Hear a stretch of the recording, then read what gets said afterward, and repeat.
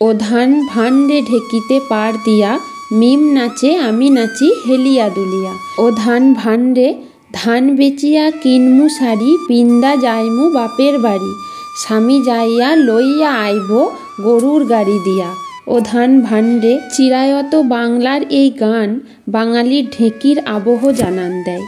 নতুন ধান ভানা সেই ঢেকিতে ছাটা নতুন চালে পিঠার গুঁড়ি আবহমান বাংলার ঐতিহ্যের অংশ জুড়েই আছে। গ্রাম্য নারীদের সেই আনন্দের গান এখন আর শোনা যায় না। 70 দশকে গ্রাম বাংলার প্রতিটি ঘরেই ঢেকি ছিল সংসারের অপরিহার্য একটি উপাদান। ঢেকি ছিল না এমন বাড়ি বা সংসার ছিল না বললেই চলে।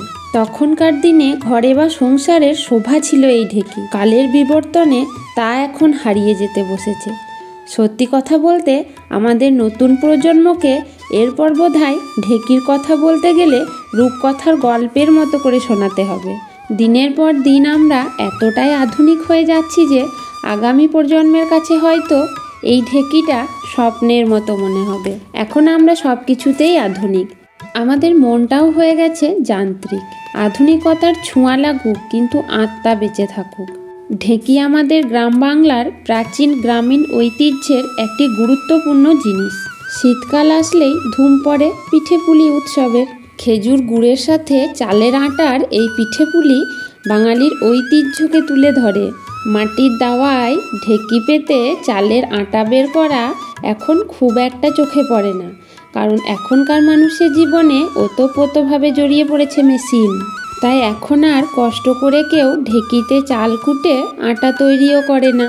তবে কাঠের তৈরি এই ঢেকি গ্রাম বাংলা থেকে এখনও একেবারে বিলুপ্ত হয়ে যায়নি। সাধারণত 6 থেকে 7 হাত লম্বা ও 1 হাত চওড়া এক খণ্ড গাছকে ঢেকি হিসাবে ব্যবহার করা হয়। সেই গাছখণ্ডের 1 হাত অংশ ছিদ্র করে বসানো একটি কাঠের লম্বা টুকরো, যার নাম মোনাই বা চূর্ণি।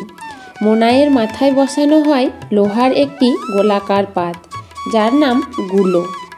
ধান বা চাল রাখার জন্য গোলাকারভাবে মাটি খুঁড়ে তৈরি করা হয় একটি গর্ত, যার নাম নোট। নোটের নিচের অংশে বসানো হয় এক টুকরো গাছের গোড়া, যাকে বলা হয় গড়। কেউ কেউ আবার কাঠের পরিবর্তে ব্যবহার করে শিল বা পাথর। ঢেকির শেষ অংশে 1.5 হাত বাদ দিয়ে আরও 1 বা 2 খণ্ড কাঠ বসানো হয় খাড়া করে, যার নাম কাতলা। ঢেকিতে আড়াআড়ি ছিদ্র করে তার ভিতর ঢোকানো হয় 1 খণ্ড কাঠ, যাকে বলা হয় গোঁজা। সেই গোঁজা বসানো হয় কাতলার উপর। পিছনে মাটি উঁচু করে বানানো হয় একটি ঢিবি। সেই ঢিবির উপর দাঁড়িয়ে ঢেকিতে পা দিয়ে চাপ দিলে ঢেকি উপরে উঠে সজোরে নিচে নামে। এইভাবে অনবরত ওঠানামা করে ধান থেকে চাল বা চাল থেকে আটা বের করা হয়। ঢেকিতে ধান থেকে চাল বা চাল থেকে আটা বের করার জন্য সাধারণত 2 জন মানুষের প্রয়োজন হয়।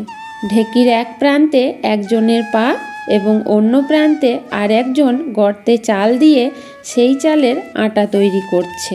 আর এই আটা দিয়েই তৈরি হয় শীতের ভোরে বাঙালির অত্যন্ত পছন্দের পিঠেপুলি, পাটিসাপটা, ভাপা পিঠে ও আরও অনেক কিছু।